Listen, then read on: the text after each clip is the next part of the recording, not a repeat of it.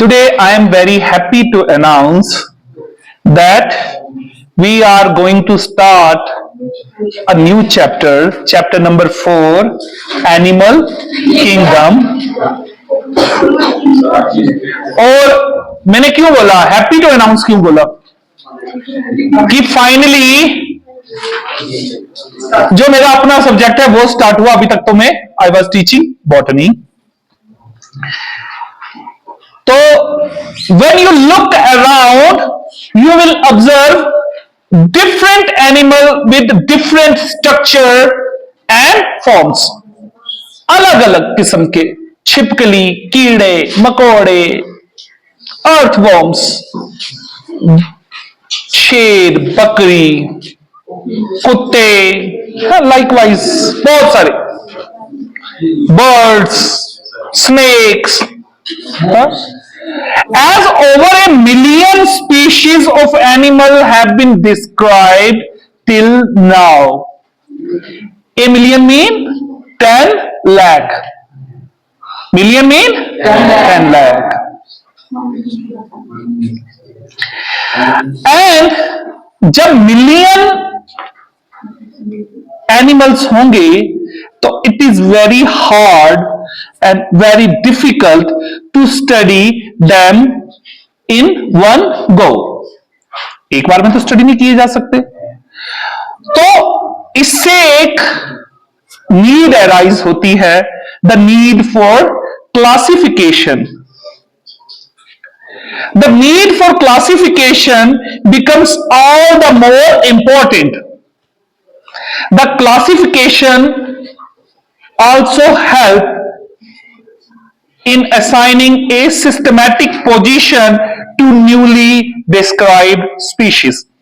हमने पहले भी क्लासिफिकेशन पढ़ी है। The basis of classification, in spite of differences in structure and form of different animals, there are fundamental features common to various individuals in relation to arrangement of cells, body symmetry, nature of coelom, pattern of digestive, circulatory or reproductive system। I know it very well कि जितनी भी मैंने अभी terms बोली हैं ये आपको कुछ भी समझ नहीं आई है। चिंता नहीं करनी है, आई एम हियर। हम एक एक करके ये सारी चीजें अब पढ़ेंगे। अभी नहीं एक्सप्लेन करेंगे, मैं आगे पढ़ाऊंगा तो आपको सब कुछ पता चलता जाएगा। ठीक है, हाँ बोल Chattan Singh, do you want to ask something? और यही फीचर्स देखो, एक चाहे जितने मर्जी अलग अलग हों, अब हम यहां पे सारे बच्चे, आप सारे बच्चे बैठे हो, सारे इंसान हम लोग हैं, हमारी शक्लें, अकलें, सूरतें अलग अलग हैं, लेकिन फिर भी एक हमारा फंडामेंटल बॉडी प्लान है कि जिसको देखते ही हम बोल रहे हैं ये इंसान का बच्चा है और ये बंदर का बच्चा है। तो एक बेसिक बॉडी प्लान होता है। ठीक है, these features are used as the basis of animal classification and some of them are discussed here one by one। we will start discussing here। सबसे पहले हम करेंगे लेबल्स ऑफ ऑर्गेनाइजेशन। अगर आपको ये जो मेरी ये वाली क्लासेस हैं जिनमें हम ये कॉमन चीजें करेंगे, अगर आपने इनको समझ लिया, इनको अगर समझ लिया तो जब हम आगे फाइलम्स करेंगे वो आपको बहुत अच्छी तरह से समझ आएंगे। अगर आपने ये वाले जो कॉमन चीजें हैं ये ढंग से नहीं की तो आपको कुछ भी समझ नहीं आएगा। तो बिल्कुल ध्यान से देखेंगे। सबसे पहला है लेबल ऑफ ऑर्गेनाइजेशन।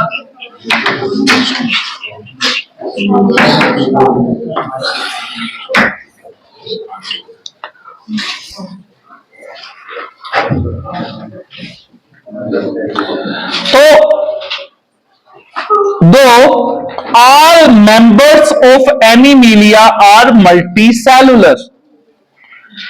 एनिमल्स जितने भी होते हैं वो सारे के सारे मल्टीसेलुलर होते हैं, but all of them do not exhibit the same pattern of organization of cells.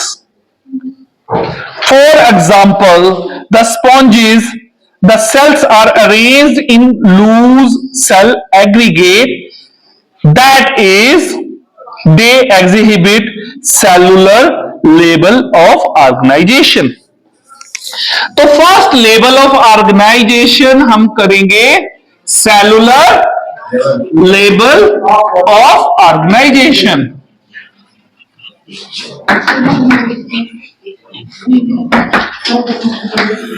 तो क्या डेफिनेशन बनेगी?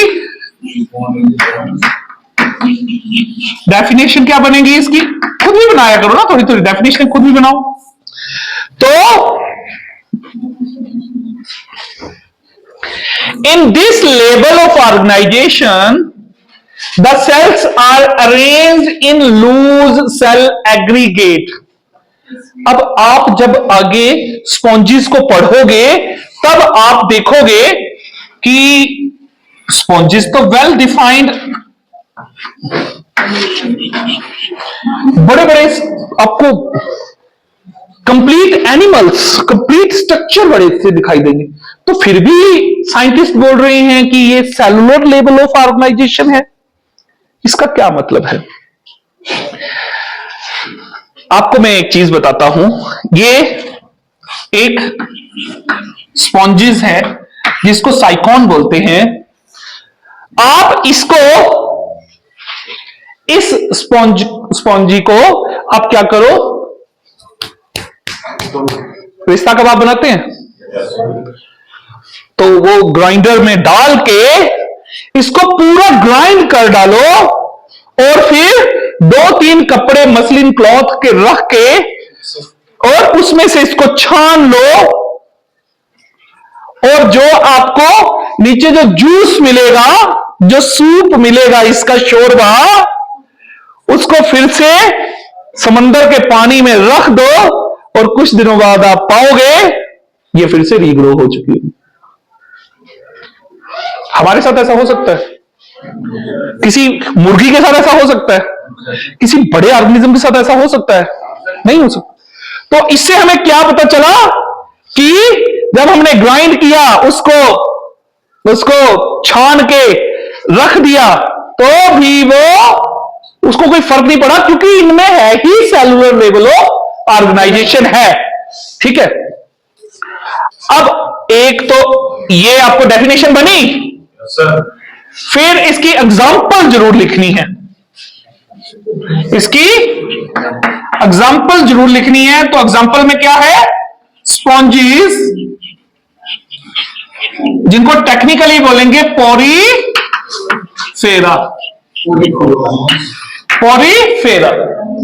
पोरीफेरा टेक्निकली, और कॉमन नेम स्पॉन्जीज। अब लेकिन जिंदगी जीने के लिए देखो काम तो बांटना पड़ता है, घरों में घर चलाने के लिए काम बांटना पड़ता है ना। आपका बाप बोलता है चलो मैं थोड़ी सी कमाई करके ले आता हूं, मां बोलती है मैं खाना बना देती हूं, तो लड़की बोलती है मैं बर्तन धो देती हूं, लड़का बोलता है मैं भी थोड़ा सा काम कर देता हूं। पूरे घर में डिवीजन ऑफ लेबर होती है। अगर मां को ही कमाना पड़े, मां को ही पकाना पड़े, मां को ही बर्तन धोने पड़े, तो वो तो मर जाएगी। तो काम आसान करने के लिए तो इनमें भी क्या होगा? Some division of labour occur among the cells. ठीक है, तो कुछ हद तक इसमें डिवीजन ऑफ लेबर होगी, अदरवाइज सेलुलर लेवल होगा। सेलुलर लेवल में कोई प्रॉब्लम, कोई डेफिनेशन में या कहीं कोई एग्जांपल में किसी को कंफ्यूजन, फिर आ जाएगा सेल्स के बाद आ जाता है टिश्यूज। टिश्यू लेवल, तो टिश्यू लेवल में आपको कुछ बहुत कुछ डेफिनेशन में बहुत कुछ लिखना नहीं होता है। तो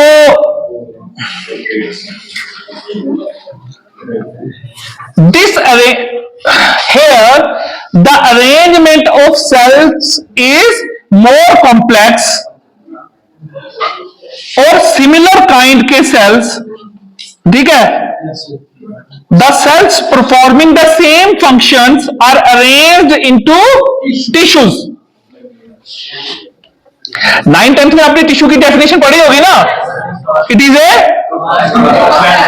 group of cell having same origin, same structure and performing same type of function. तो इसमें भी यही है, इसमें कुछ सेल एग्रीगेट होकर खास फंक्शन करने लग पड़े हैं और टिश्यूज बना दिए हैं. तो इसकी एग्जांपल क्या होगी? सीलन ट्रेटा.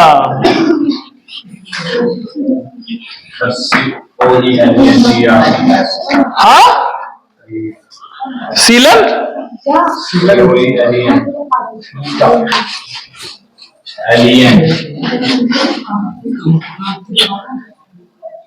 थोड़ी तो चल जाती है. अब तो बोलेगा टी के आगे ई भी है, तो चलो जी, COE सीलन ट्रेटा. ठीक है, तो सीलन ट्रेटा जो है वो टिश्यू लेवल ऑर्गेनाइजेशन होती है. ये सारे आपके ऑब्जेक्टिव बन रहे हैं. Which of the following has tissue level of organisation, which of the following has cellular level of organisation. तो 3 गलत के साथ एक सही स्पॉन्जेस लिखा होगा या पॉरीफेरा लिखा होगा और टिश्यू लेवल के नीचे सीलन ट्रेटा. फिर आ जाएगा ऑर्गन लेवल.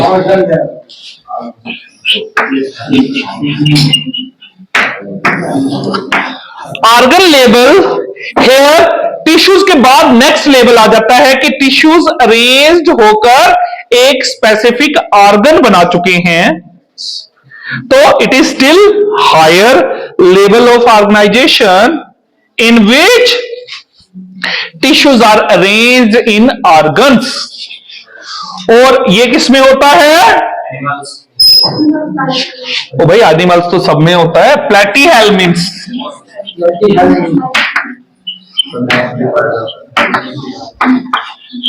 ये इस बार ऑब्जेक्टिव पूछा भी गया था. प्लेटीहेल्मिन्थ्स. ये सब कुछ पढ़ोगे. अभी आप बोलोगे सर तो हमेशा लिटरल मीनिंग बताते हैं, आज सर लिटरल मीनिंग नहीं बता रहे हैं, है ना. अभी मैं उनमें जाऊंगा नहीं क्योंकि हमने इनको डिटेल में पढ़ना है. हम डिटेल में सीलन ट्रेट पढ़ेंगे, हम डिटेल में प्लेटीहेल्मिन्थ्स पढ़ेंगे, हम डिटेल में पॉरीफेरा भी पढ़ेंगे. ठीक है.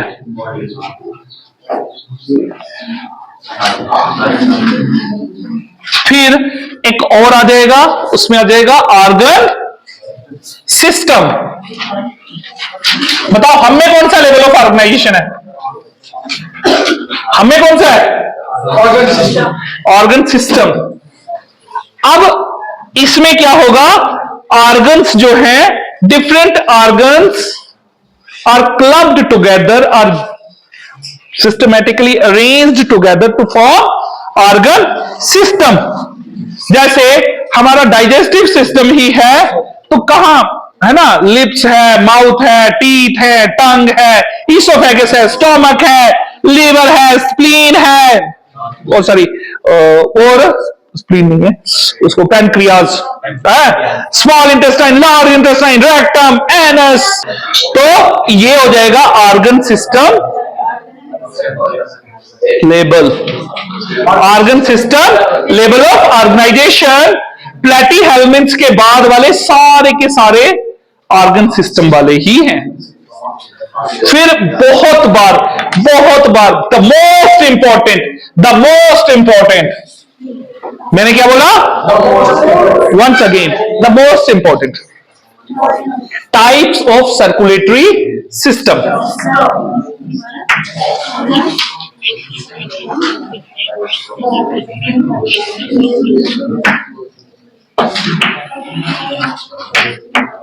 सर्कुलेटरी सिस्टम आपको पता ही है, सर्कल से बना सर्कुलेटरी. कि अब हर बारी हमारा खून चेंज थोड़ी हो रहा है, यही किसी एक ही खून है, उसी को ही हार्ट पंप करता है, किडनी फिल्टर करती है, घूम फिर के वापस हार्ट में आता है, हार्ट से लंग्स में जाता है, ऑक्सीजनेट होता है, सब जगह घूम फिर के तो वापस सर्कल चलता रहता है ना।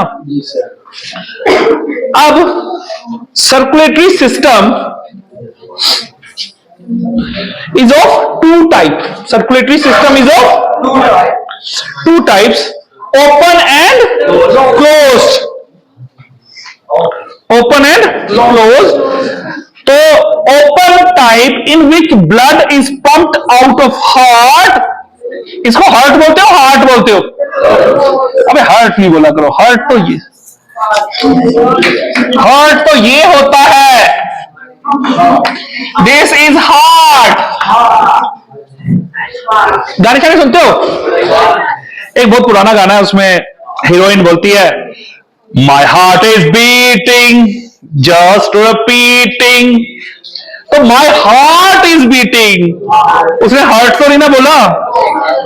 तो अब भाई ज्यादा एक्साइटेड नहीं होना है भाई, गाने शाने सुनाऊंगा, सब कुछ कराऊंगा, चुटकुला भी सुनाऊंगा, लेकिन आपने खामोशी नहीं तोड़नी, ज्यादा एक्साइटेड नहीं होना, चुप रहना।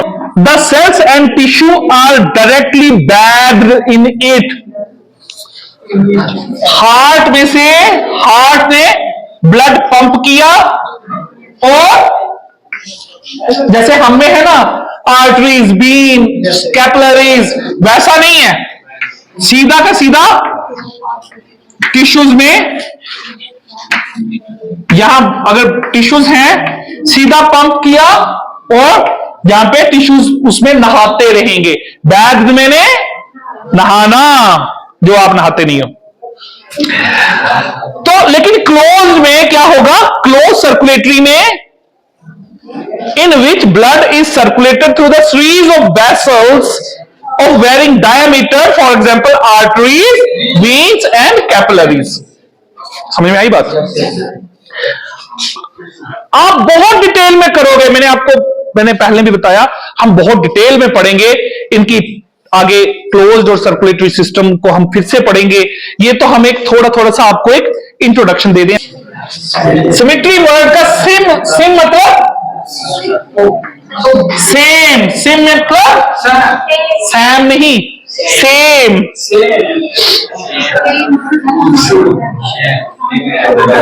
देखो अब आप एक हाइपोथेटिकल कंडीशन हम देखते हैं कि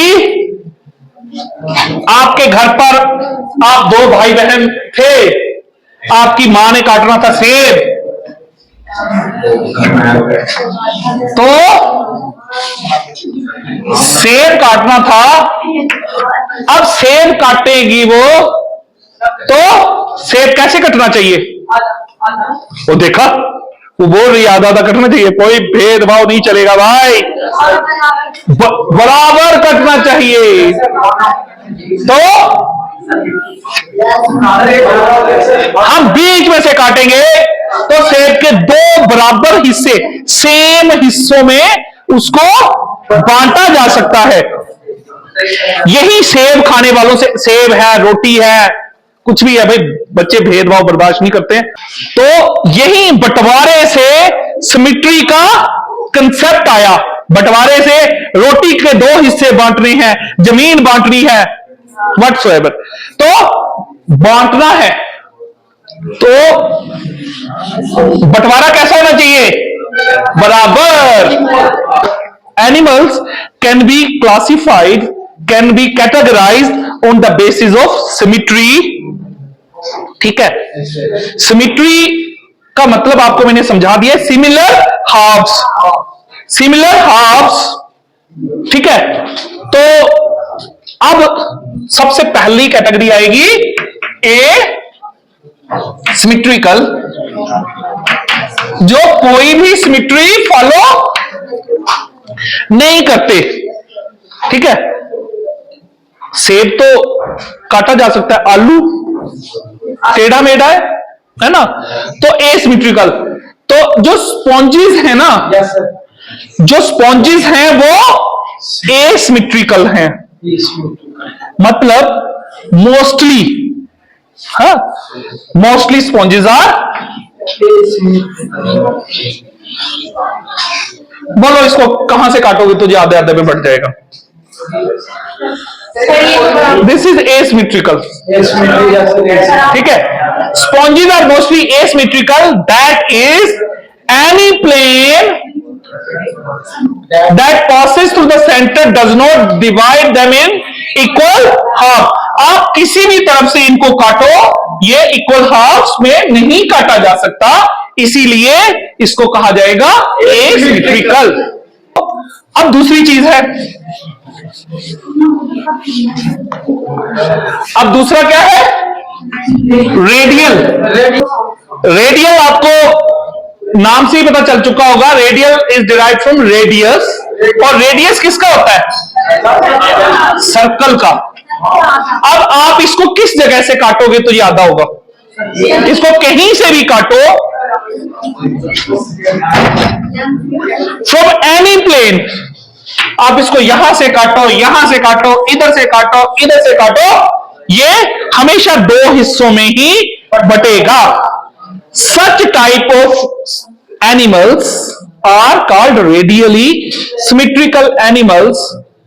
So, when any plane passing through the central axis of the body divide the organism into two identical halves, it is called radial symmetry. तो ये किसमें होती है? ये होती है सीलेंट्रेट, टीनोफोर्स, अकीनोडर्मेटा। फिर आ जाएगी बाइलेटरल सिमेट्री। लास्ट कौन सी आ जाएगी? Bilateral symmetry. दूसरी क्या आ गई? Bilateral symmetry. अब इसमें दो अल्फाज हैं, bi mean two, lateral mean. अब आपको ये याद रखनी है, लेटरल मीन साइड्स। जैसे हम इंसान हैं, अगर हमें बीच में से काटा जाए तो हमारे दो साइडें इक्वल, दो साइडों में हम बट जाएंगे। ठीक है, तो दो sides lateral, this is called lateral. साइडों को क्या कहा जाता है? लेटरल। और किसी चीज को अगर बीच में से काटा जाए तो वो बाइलेटरल हो जाए, वो दो हिस्सों में बट जाए, तो उसको बोलेंगे बाइलेटरल। और ये सिर्फ एडवांस्ड एनिमल्स में होती है, एडवांस्ड एनिमल्स में बाइलेटरल सिमेट्री होती है। तो फॉर एग्जाम्पल एनिलिड्स, आर्थ्रोपोड्स, तो बाकी तो आपको पता ही है, ये बाकी चाहे फ्रॉग्स हो, हैन हो, बर्ड्स हो, मैमल्स हो, तो वो सारे के सारे दो हिस्सों में बांटे जा सकते हैं, दो लेटरल हिस्सों में बांटे जा सकते हैं। ठीक है, अब आप किसी बहुत सारी एडवांस बुक पढ़ोगे, उसमें आपको बाई रेडियल भी मिलेगी, बाई रेडियल कि वो दो रेडियस से ही कट सकती है, तो इस तरीके से। लेकिन मेनली यही है, तो इस बार भी इस पे रेडियल सिमेट्री पे क्वेश्चन आया था।